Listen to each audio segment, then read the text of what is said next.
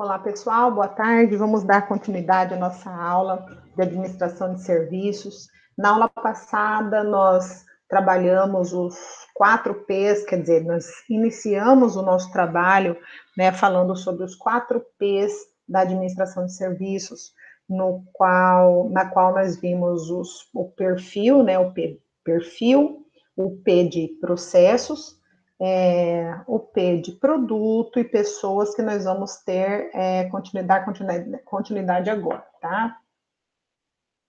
Pessoal, nós falamos sobre a importância de definir o perfil da empresa, o perfil da construtora, qual é o subsetor que ela atua, qual tipo de cliente que pretende atender. Nós vimos que dentro da construção civil nós temos 3 subsetores, que é o subsetor de edificações, drenagem, pavimentação e obras de artes especiais.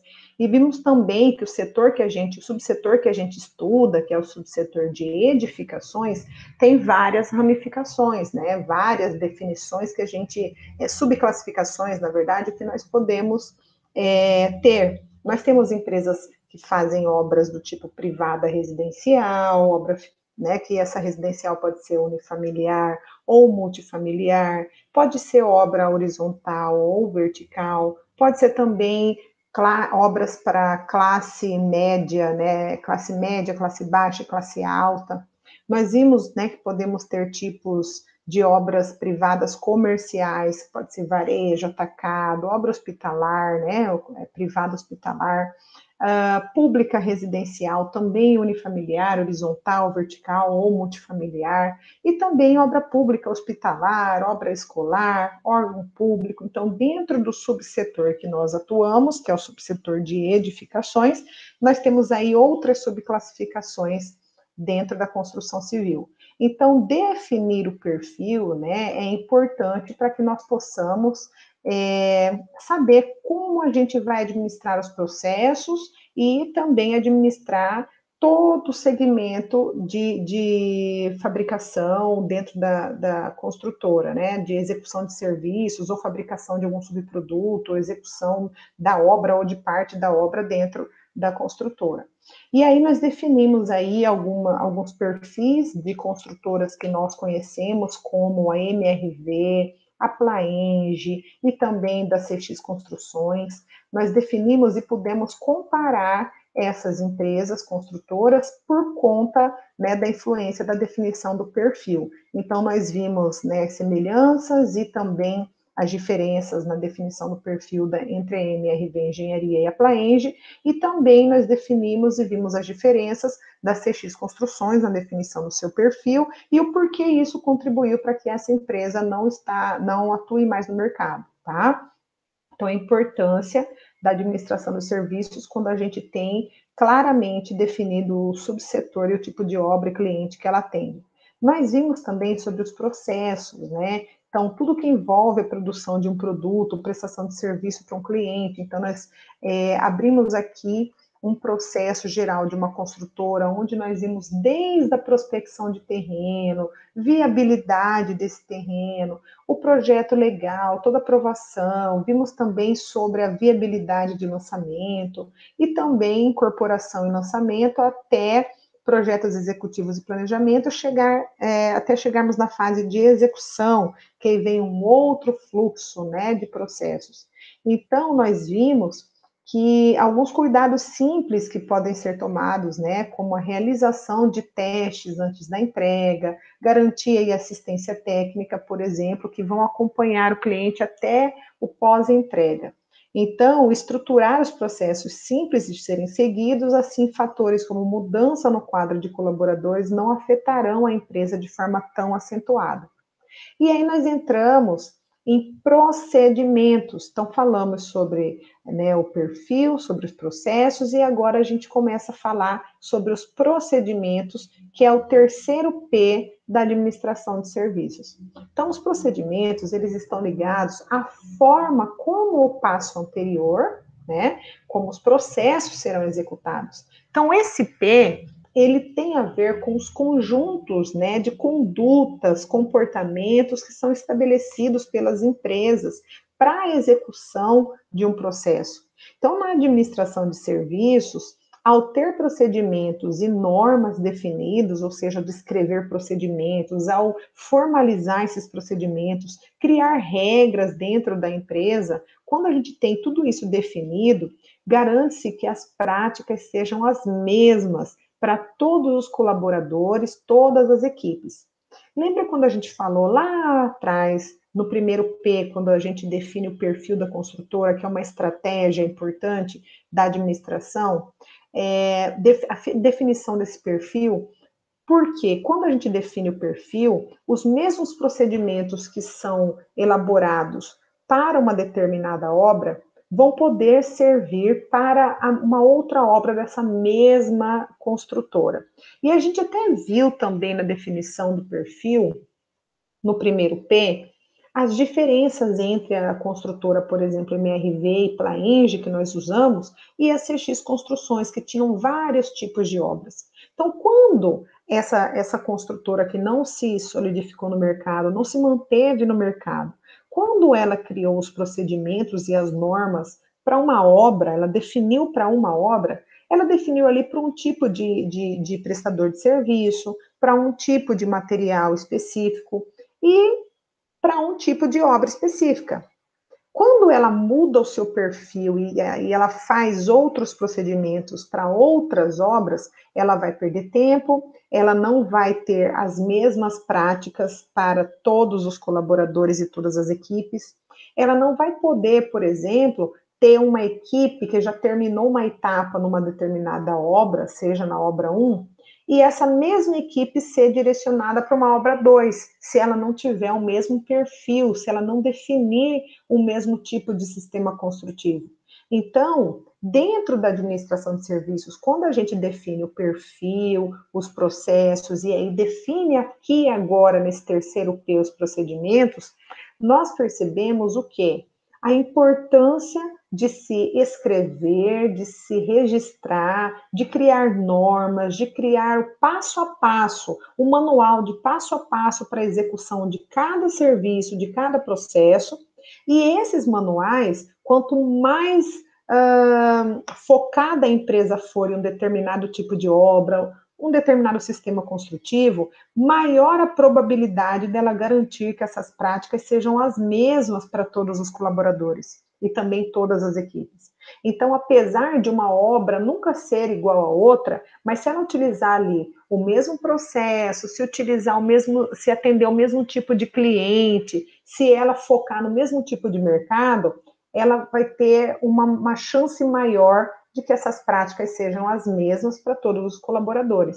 Então, quando a empresa faz esse tipo de normas, esse tipo de regras, ela está garantindo ali que um funcionário treinado, por exemplo, numa obra no centro de Cuiabá, quando ele termina a execução ali na fase inicial, de montagem do canteiro de obras, ou locação da obra, ele já sabe as regras da empresa, ele já sabe os procedimentos. Então, quando ele for para uma outra obra da empresa, que a empresa estiver iniciando, ele já vai ter treinamentos com relação àquele processo, já vai ter recebido treinamentos com relação ao procedimento, com relação a como executar, o que se deve, o que se não deve fazer, como economizar e fazer uma prevenção, como economizar material, né, como preservar os serviços, quais são as normas de segurança dessa empresa. Então, isso contribui muito para que tenha uma boa administração de serviços, tá, pessoal?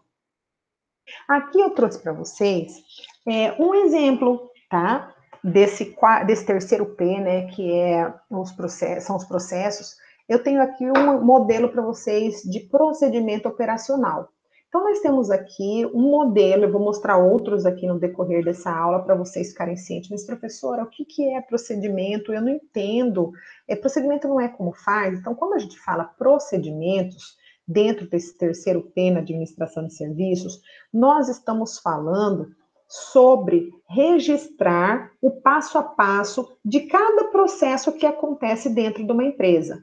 É como se fosse uma receita de bolo para que todos os funcionários executem a mesma receita, tá? Para que o bolo saia sempre igual, para que o bolo tenha a menor taxa de desperdício, para que quem está fabricando esse bolo tem a menor probabilidade de ter um acidente de trabalho.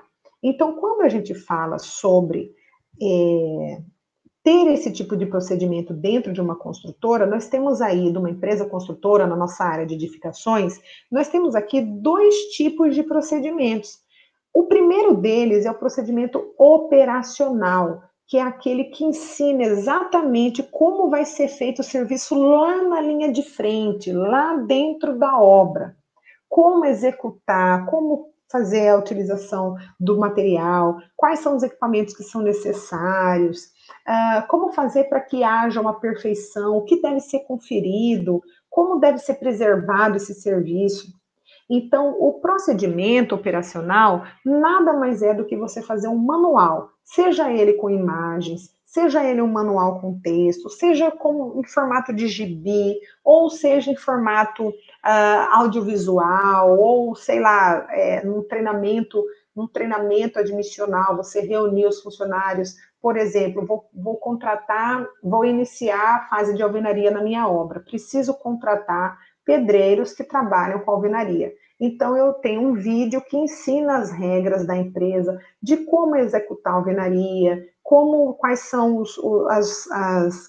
os níveis de aceitação dessa alvenaria dentro da construtora, o que eu confiro quando eu estou executando uma alvenaria, como que eu começo a executar, o que eu tenho que me preocupar durante a execução da minha alvenaria, como que eu faço para reduzir ao máximo o desperdício, né, nesse serviço, como que eu tenho que me portar com relação à segurança do trabalho, quais são os equipamentos de proteção individual que eu preciso estar utilizando, quais são os equipamentos de transporte vertical, transporte horizontal, quais são as ferramentas que eu vou utilizar. Então, por exemplo, quando uma construtora entrega um procedimento num treinamento admissional e treina o seu funcionário, ela está cumprindo esse terceiro P da administração de serviços. E esses procedimentos podem ser, como eu falei, em formato de texto, em formato de imagem, em formato de fluxo, em formato de vídeo, em formato de animação, gibi. Cada empresa, cada construtora define quando ela está praticando a administração, né, dos seus serviços, ela vai definir como ela vai fazer essa divulgação, essa capacitação com relação aos procedimentos dela, no caso aqui, procedimentos operacionais. Então, em auditorias já realizadas há muito tempo, eu já encontrei procedimento em formato de gibi, procedimento com imagens, procedimento em formato de fluxos e procedimentos que eram apresentados em vídeos durante treinamentos admissionais. Então, tinha um vídeo que informava como era todo o processo de execução de determinados serviços. Então, o funcionário, quando ele era contratado, ele sentava junto com os outros colegas, assistia aquele vídeo, tinha um treinamento com o encarregado, ou com o técnico de edificações, ou com o tecnólogo que era responsável, até mesmo engenheiro, arquiteto, que eram responsáveis pelo setor, e ali ele tinha esse treinamento, assistia esse vídeo, e depois ele passava por um período de instrução lá na obra. Esse procedimento que eu trouxe para vocês, como eu já disse, é um procedimento operacional. Vocês podem ver aqui na imagem, nessa primeira linha, tá? Na primeira linha a gente tem ali, ó, equipamentos de transporte. Então, quais são os equipamentos de transportes utilizados nesse serviço que a gente está vendo? Então, eu tenho o transporte vertical, que é o elevador da obra, que é o elevador cremalheira, e nós temos o transporte horizontal, que é aquele carrinho que a gente chama de jerica. Na segunda linha, nós temos os equipamentos para execução ou ferramentas para execução, tá? Então, nós temos o escantilhão, que é essa haste metálica que é utilizada durante a execução da alvenaria. Nós temos um caixote de argamassa com suporte metálico. Então, nós temos aqui ó, o caixote de argamassa com suporte metálico. E nós temos a plataforma para andaimes.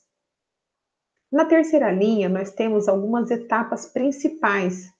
Primeiro, marcação com blocos cerâmicos posicionados próximos ao posto de trabalho, ou seja, os blocos cerâmicos já posicionados próximo aonde vai ser executado o serviço para evitar o transporte, né, e deslocamento, desgaste do funcionário.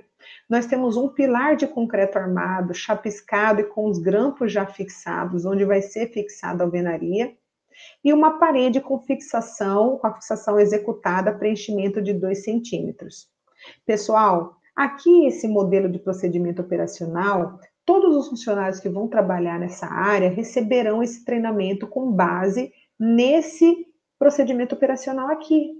Receberão treinamento mostrando essas imagens de quais são os equipamentos de transporte, identificando quais são as ferramentas e os equipamentos que ele vai utilizar para executar a alvenaria.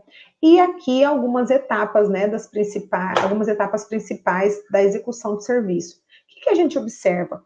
Que quanto mais detalhado for o procedimento operacional, mais chances ele tem de redução de erros.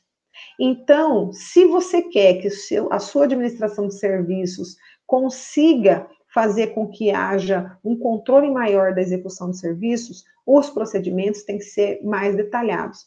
Então, algumas empresas usam o procedimento operacional dessa forma, fazem o passo a passo, informando os equipamentos, informando as ferramentas através de imagens, tá? Outras empresas utilizam o procedimento de execução, né, o procedimento operacional dessa forma. Por exemplo, encontrei esse modelo dessa empresa RRG e tem aqui um detalhamento maior com relação ao controle do documento. Só voltar aqui rapidinho. Nesse procedimento aqui, a gente não tem o nome da empresa, não tem o controle de quem que elaborou, a data que foi elaborado, o passo a passo, se existe alguma regrinha aqui de qual que é a tolerância, tá? Então, a gente vai ver nesse outro procedimento aqui, a gente tem uma numeração, aqui uma identificação desse procedimento, provavelmente PES é procedimento de execução de serviço. Então, ele é o 20º procedimento de execução desse serviço, tá? PES, dessa RRG, essa construtora. Então, tem aqui também um detalhamento no número da revisão desse procedimento operacional.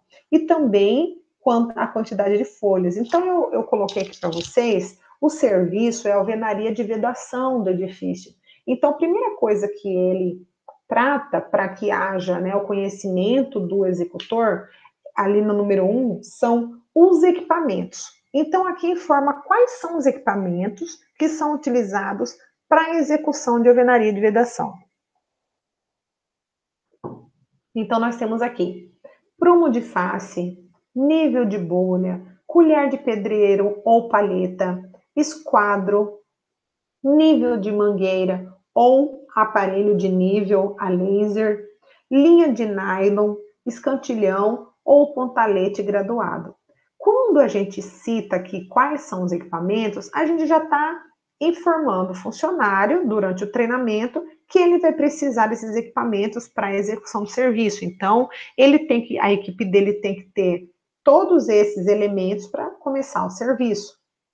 Se alguém que está começando agora, começou a executar alvenaria, passou na entrevista e ele recebe um treinamento desse, um procedimento desse aqui já ajuda, inclusive, a ele lembrar o que ele precisa levar para o seu posto de serviço para começar a trabalhar, tá? No item 2, esse procedimento informa as condições para início desse serviço de alvenaria de vedação. Então, lá em primeiro, os equipamentos e ou ferramentas de produção devem estar em condições adequadas de uso. Isso significa o quê? Que quando você vai coordenar ali e vai administrar aquele serviço, todos os equipamentos ao final da obra devem estar, ao final do dia, né? Devem estar limpos em condições de trabalho adequadas para uso. Ou seja, já terminou o serviço, terminou o período de trabalho, terminou o expediente, todos os equipamentos que nós vimos no item 1, prumo de face, nível de bolha, colher de pedreiro, o esquadro, tudo deve estar limpo, organizado, preservado, para que a etapa 2, condições de início, seja atendida. Então, para evitar que haja atraso ou demora no início do serviço, se eles já limparem no final do expediente, no outro dia, o início dos serviços, né, para que atenda esse primeiro tópico, os equipamentos ou ferramentas de produção, né, para eles estarem em condições adequadas de uso, espera-se que seja limpo no dia anterior, tá? Para evitar aqui um atraso no início do serviço, se eles forem fazer essa limpeza para, né, para atender essa condição de início. Segundo ponto, os projetos de arquitetura e instalações devem estar disponíveis. Então, quando ele for executar o serviço, já levar os projetos de detalhamento de arquitetura e das instalações também, para não correr risco de haver quebra ou fazer algum tipo de retrabalho depois, tá? Ter algum tipo de retrabalho depois. O terceiro ponto, o projeto de alvenaria deve estar disponível quando houver, porque nem sempre todas as construtoras fazem o detalhamento do projeto de alvenaria. Quarto ponto, as fundações devem estar concluídas ou a laje deve estar pronta para receber a carga da alvenaria. E quinto ponto, o chapisco das áreas da estrutura de concreto que ficará em contato com essa alvenaria que vai ser executada deve ter sido executado a pelo menos um dia antes do serviço, né, do início do serviço. Então, aqui já identifica quais são as principais condições para início dessa execução de serviço de alvenaria de vedação. Depois, no item 3, nós temos um método executivo. Então, na letra A, já fala sobre a marcação. Então, nós vimos no equipamento, o primeiro item 1 são os equipamentos, o item 2 são as condições de início do trabalho, e o item 3, o método executivo. E o método executivo se subdivide aí na marcação, que é transferir, primeira coisa, transferir os eixos do edifício e o nível de referência para o pavimento de trabalho, ou seja, trabalhar com todos os eixos conforme foi identificado, não, estipulado pelo diretor técnico, pelo chefe de engenharia, tá? Segundo ponto, marcar a alvenaria através da execução da primeira fiada, começando pela periferia da laje e continuando com a definição dos ambientes internos. Terceiro ponto, definir a locação dos vãos das portas conforme projeto. Quarto ponto, atentar para a correta passagem das tubulações das instalações elétricas, hidráulicas e de gás. Então, pensem comigo agora. Uma empresa na qual um procedimento como esse, todo detalhado, é passado para o funcionário no instante que ele é admitido e ele recebe esse treinamento do que está escrito aqui, ele já vai para a obra com uma noção do que fazer para atender essa construtora, para se manter dentro do emprego dele, para manter o emprego, para se fidelizar a essa empresa. Então, no momento que o funcionário vai começar a executar a alvenaria, ele recebe um treinamento desse. Primeiro, ele vai se sentir valorizado. Segundo, ele vai entender que esse serviço está sendo controlado, ou seja, está sendo administrado por alguém que elaborou esse procedimento e está controlando a forma de execução, os equipamentos e as condições de início de trabalho, tá? E esse funcionário vai executar com mais cuidado, com mais atenção, porque ele sabe que as outras pessoas receberam treinamento, né? As outras pessoas que estão com ele receberam esse treinamento e que alguém vai verificar se tudo isso aqui está sendo executado. Então, esse terceiro P, o procedimento, né? Ou seja, terceiro P da administração de serviços, o procedimento, e no caso, esse aqui é um procedimento operacional, o funcionário já entra sabendo que ele tem que seguir o que está escrito. Já vê uma formalidade no serviço, tá? Depois a letra B, elevação. Recomenda-se, primeiro ponto, recomenda-se molhar os componentes cerâmicos antes do seu emprego em caso de alvenaria de tijolo ou bloco cerâmico. Executar a primeira fiada das paredes para definir a modulação dos blocos, procurando obter o mínimo de quebras e proporcionando a espessura adequada das juntas, tanto na horizontal como na vertical. Aqui, nesse segundo ponto, ele já dá uma dica do que fazer para reduzir né, o desperdício, né, ou seja, procurando obter um mínimo de quebras e proporcionando espessura adequada das juntas, tanto na horizontal quanto na vertical. Ou seja, já está dando um toque de que essa empresa está preocupada com a redução do desperdício, né? Ou seja, a menor produção de resíduos. No caso de bloco de concreto celular, as faces dos blocos devem ser bem molhadas. Quarto ponto. Deve-se utilizar o escantilhão como guia das juntas horizontais. A marcação dos traços no escantilhão, graduação deve ser feita através de pequenos sulcos. Ou seja, marcar o escantilhão exatamente de onde, qual que é a altura que essas fiadas vão estar, tá? Aí nós entramos aqui nesse outro ponto. Utilizar uma linha de nylon esticada entre as extremidades de cada fiada para garantir o alinhamento e nivelamento. Essa linha pode ser esticada entre 2 escantilhões ou pontaletes graduados, né? Pontalete graduado é a madeira, já com a marcação na altura dos tijolos, né? Ou dos blocos nas fiadas. Então, aqui está falando que é para utilizar essa linha de nylon e também, né, em cada fiada para garantir o quê? O alinhamento e o nivelamento. Então, durante a execução já vai se garantindo esse critério de aceitação. Depois, conferir cada fiada, o prumo e o nivelamento da alvenaria. Então, olha aqui, a pessoa ou a equipe, né, o profissional que vai estar executando essa alvenaria, quando ele tem o treinamento desse trabalho, desse procedimento, como a gente falou, ele vai ter o trabalho dele mais valorizado. Ele sabe que o trabalho dele vai ter que ser mais minucioso. Ele sabe que ele vai ter que reduzir aí, utilizar equipamentos conforme foi informado. Ele sabe que ele vai precisar, no final do dia, fazer toda a parte de lavagem e preservação dos equipamentos para que eles estejam limpos e apropriados para serem utilizados no dia seguinte. Ele já viu aqui nesse procedimento também, durante o treinamento, que ele vai ter que fazer o serviço, né, utilizando esse método, né, que está descrito aqui, e também ele tem que fazer o serviço para que esse serviço dele ele tenha conferência a cada fiada, né, a conferência do prumo, do nivelamento e do nivelamento da alvenaria. Então, ele já sabe que ele tem que conferir fiada a fiada, garantindo esse processo de execução. Os parapeitos e as paredes baixas são calçados superiormente, devem ser respaldados com cinta de concreto armado com altura mínima de 10 centímetros em caso de tijolo e bloco cerâmico. Executar a ancoragem da alvenaria dos pilares através de ferro-cabelo ou tela galvanizada e fixada ao concreto por meio de resina ou pino de aço, posicionada a cada 2 fiadas de bloco ou conforme projeto.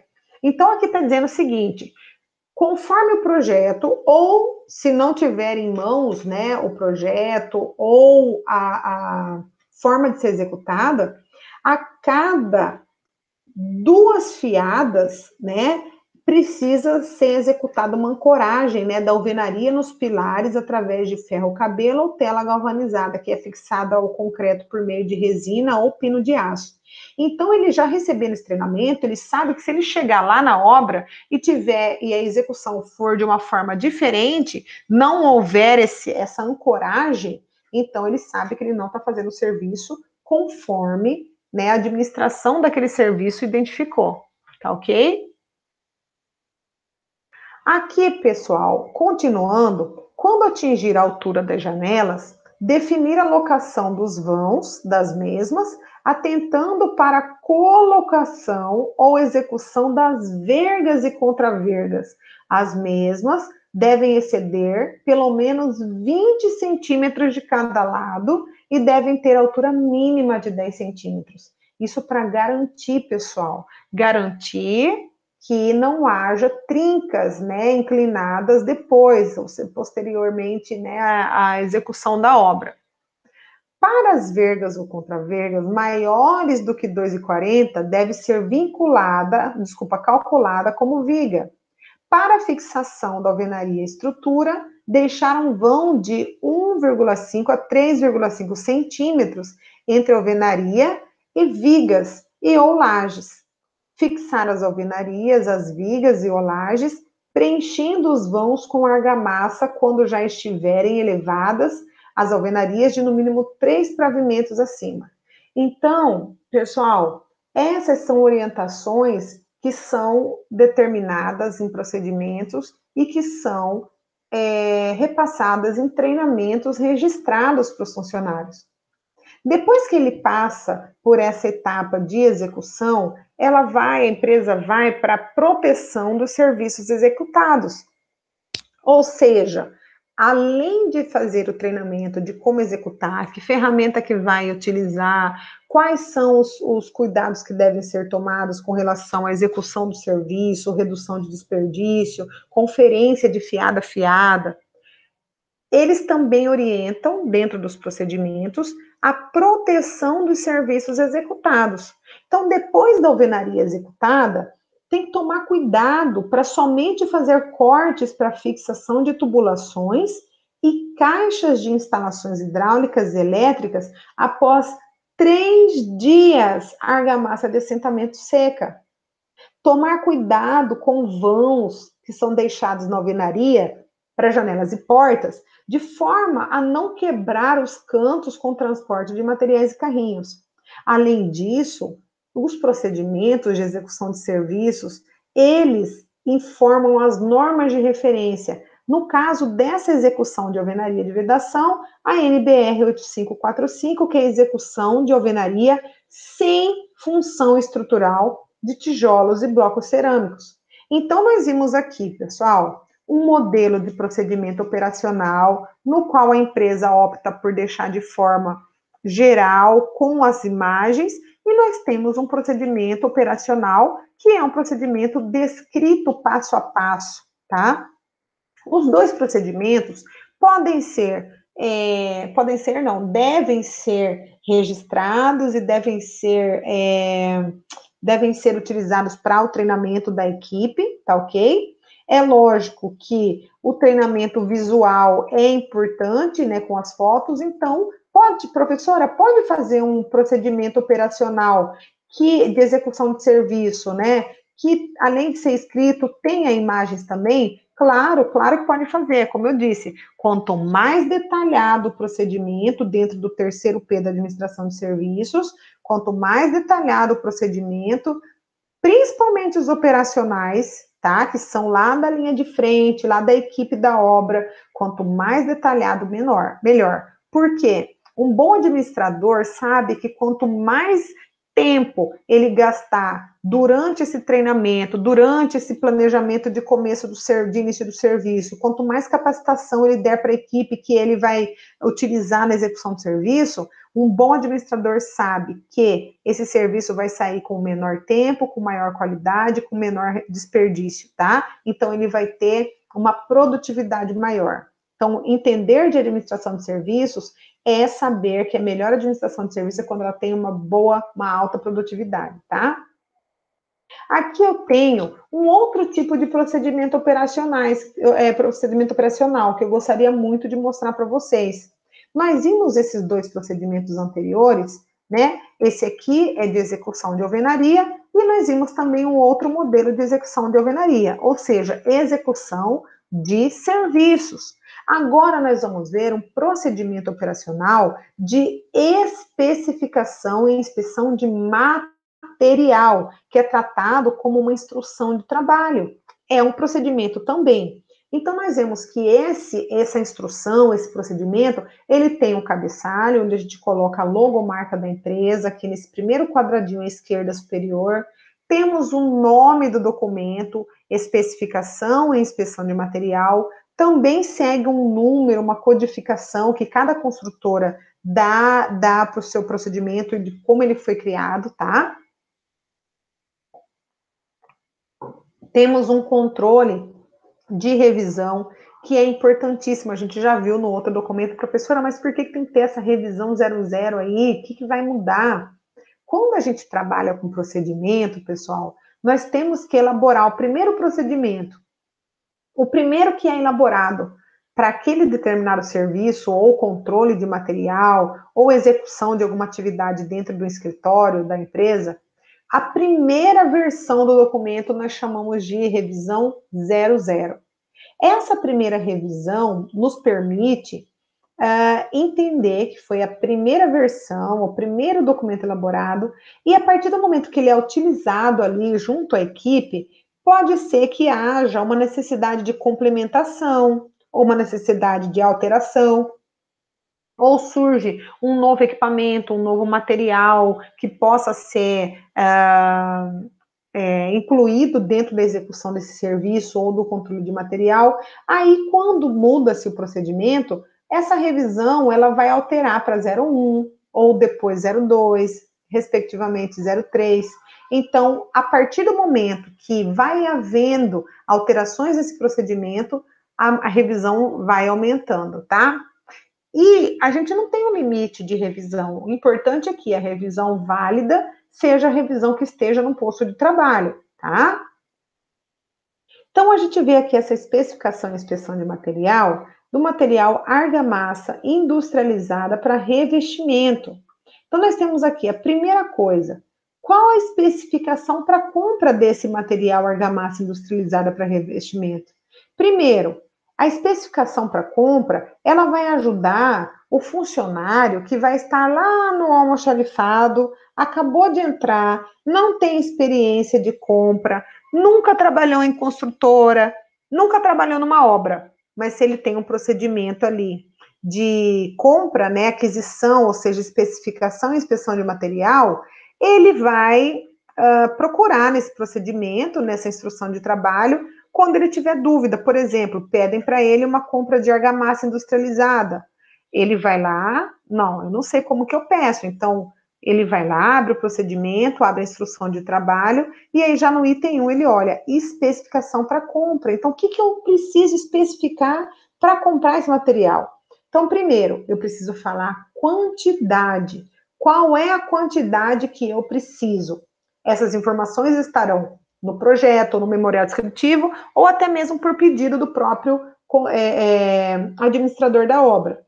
Aí eu tenho que informar qual que é o tipo dessa argamassa industrializada. É argamassa externa, interna, é para revestimento, né, de paredes, fachada, revestimento de piso. Para que é? Qual que é o tipo? E, se quiser, informar a marca quando necessário. Número 2, critério de amostragem. Cada entrega na obra será considerado um lote. Então, o que é isso, critério de amostragem? Eu vou guardar certificados, eu vou guardar informações sobre a qualidade desse produto, tá? Sobre a qualidade desse produto a cada lote que vier ser entregue na minha obra.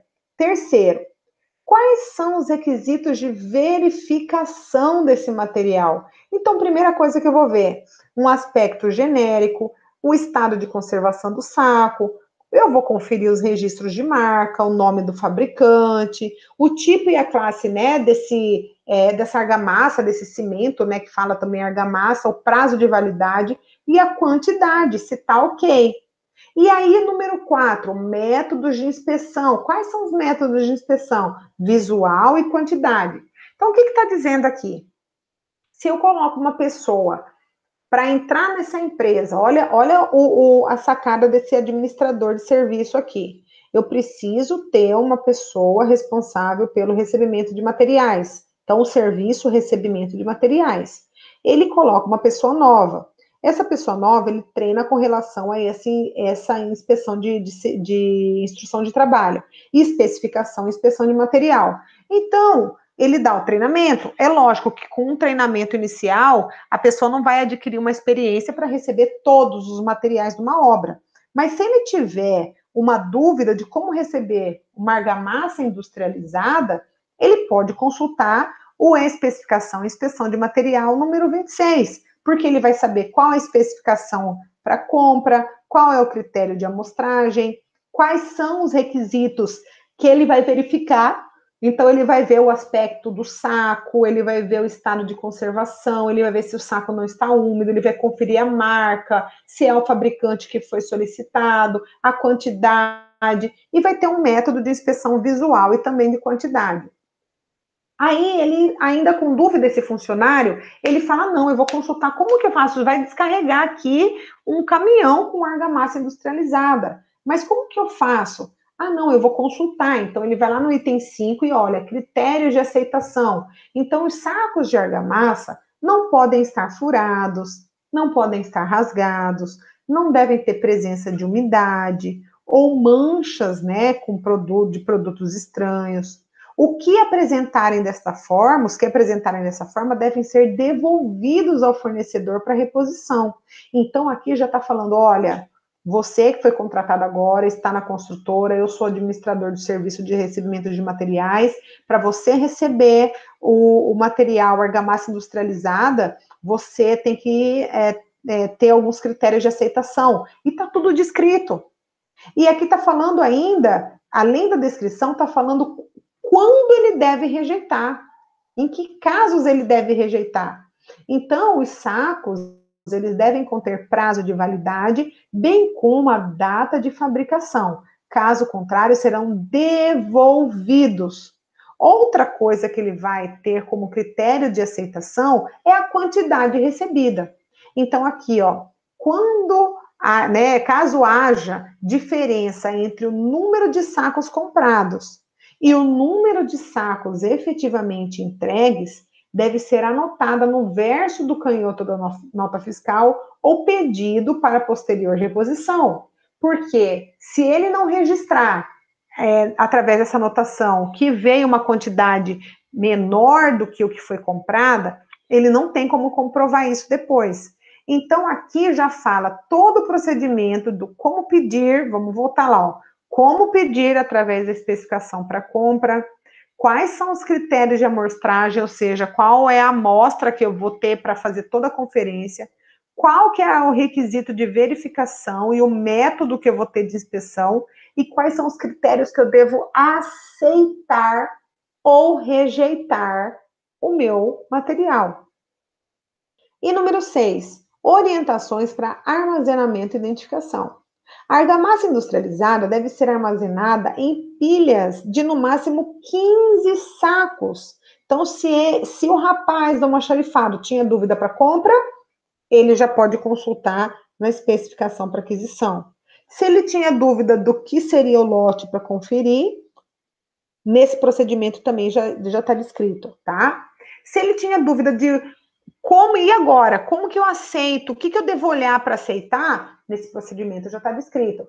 E nesse procedimento agora está descrito orientações para armazenamento e identificação desse material. Então, descarregou, já aceitou o que tinha que aceitar, devolveu o que tinha para devolver, e aí a gente entra. A argamassa industrializada deve ser armazenada em pilhas de no máximo 15 sacos. Então, ele já sabe como que ele deve armazenar esse material.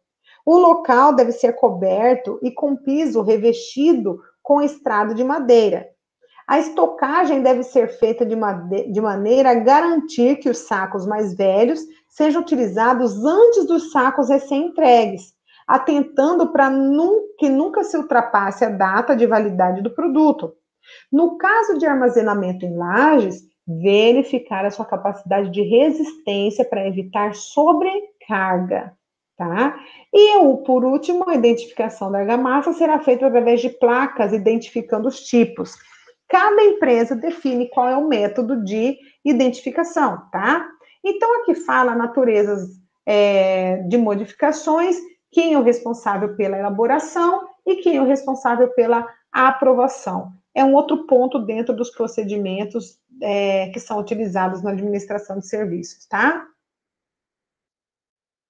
Agora eu quero apresentar para vocês, nós vimos ali 3 modelinhos de procedimentos operacionais. O primeiro com as imagens, o segundo um documento do mesmo serviço das imagens, só que de forma detalhada, e aí o terceiro, um outro tipo de procedimento, porém com o serviço de inspeção de material, tá? E agora eu quero apresentar para vocês o procedimento sistêmico. Nós aprendemos os procedimentos operacionais, que é lá na linha de frente, lá na obra, lá no chão de fábrica. Então, são procedimentos operacionais.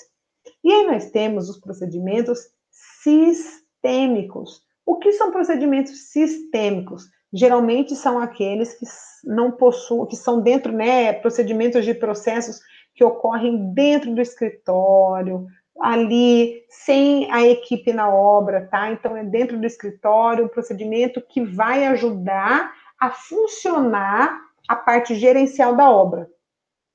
Esse aqui é um procedimento de vistoria de unidades, também seguindo o mesmo padrão, né? Procedimento da qualidade, esse aqui no caso seria o número 15, para trazer o modelo para vocês, um controle da revisão e um controle da data de elaboração, tá?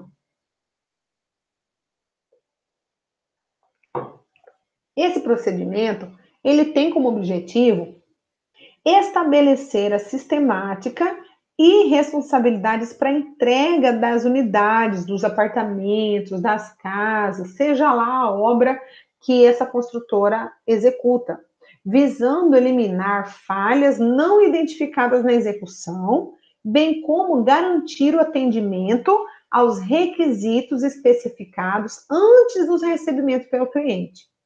Então, garante o quê?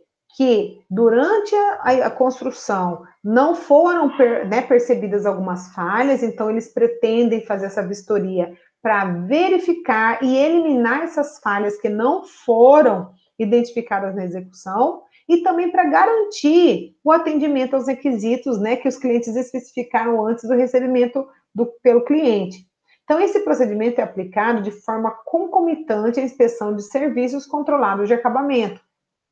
Então, ele já fala que o que está dizendo aqui? Que eles vão entregar uma obra e eles, antes de entregar, né, para os clientes, antes de receber os clientes para fazer essa vistoria, eles vão fazer uma vistoria prévia. Ou seja, os próprios funcionários da empresa, responsáveis pela execução da obra, vão até essa obra e vão fazer um checklist, uma análise de tudo que foi feito, para deixar preparado e reduzir ou minimizar ou eliminar possíveis falhas que não tenham sido vistas durante a execução.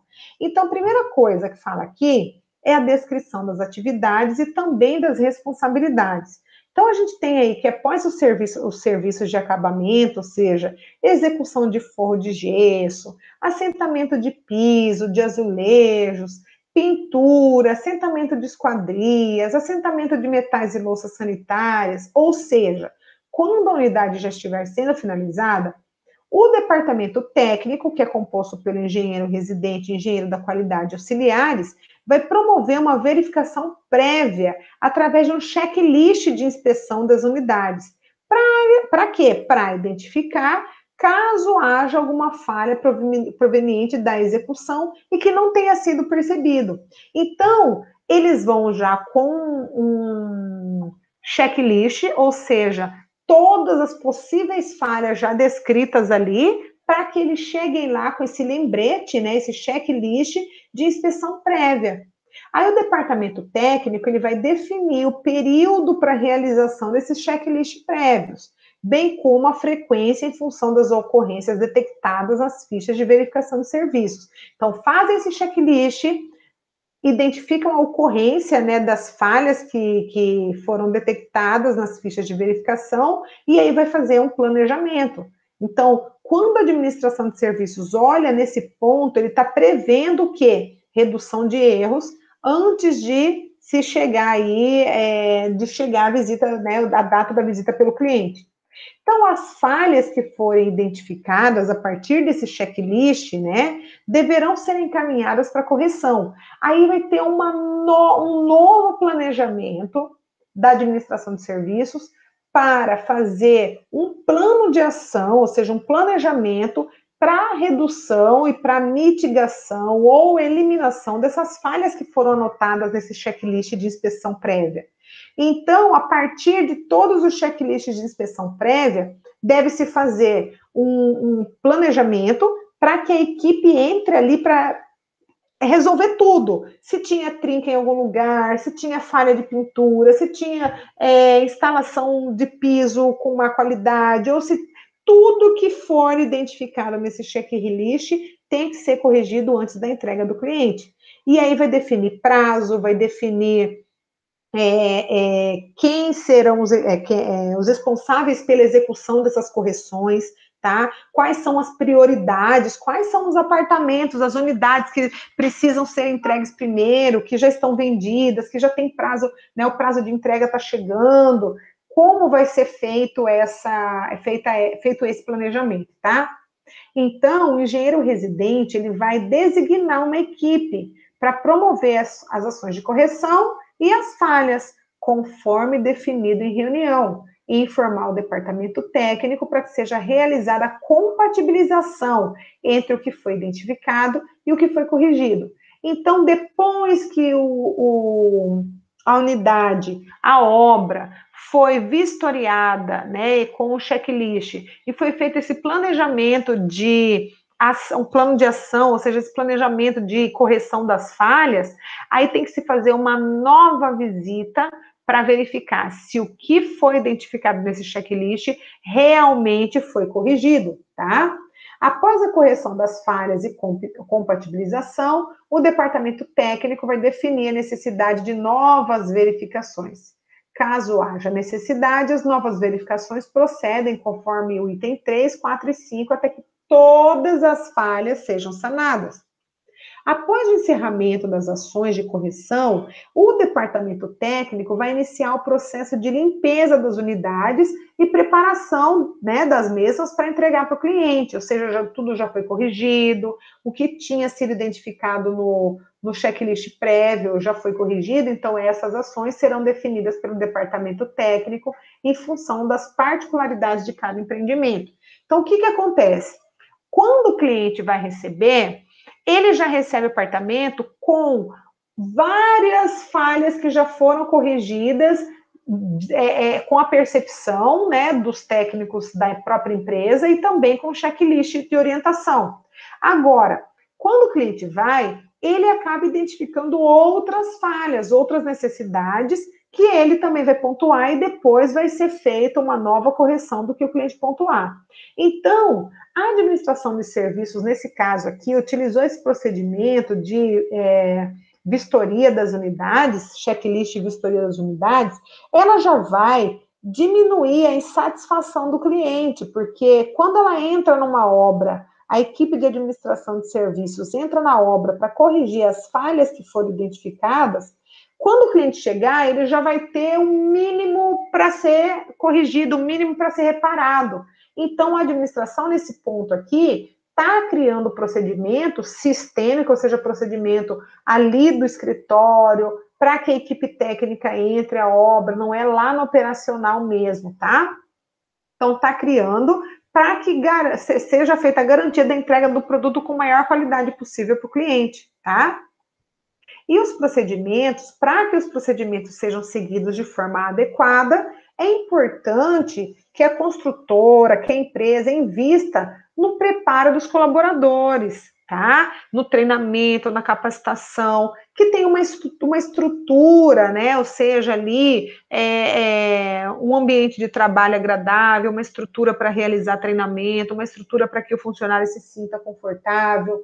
Também investir em máquinas, ou seja, principalmente o pessoal, né, da obra ali, pessoal de conferência de serviços, ter um tablet, o pessoal que trabalha ali na obra também ter computador para dar entrada e saída em material, investir em software, né, como tecnologia que a gente está falando, segurança e outros que garantam com que os serviços funcionem. Então, é importantíssimo tratar esse terceiro P aí, o P de procedimentos, que vai ajudar muito na administração dos serviços, num bom resultado de administração dos serviços, tá? E aí, pessoal, nós vamos entrar na aula que vem no quarto P da administração de serviços, que são as pessoas, que é o último P para a gente poder encerrar essa etapa. Então, eu vou deixar para vocês, tá? Essa aula. E aí, na próxima aula, nós vamos desenvolver também uma atividade, quando a gente tratar do quarto P, que é o P de pessoas.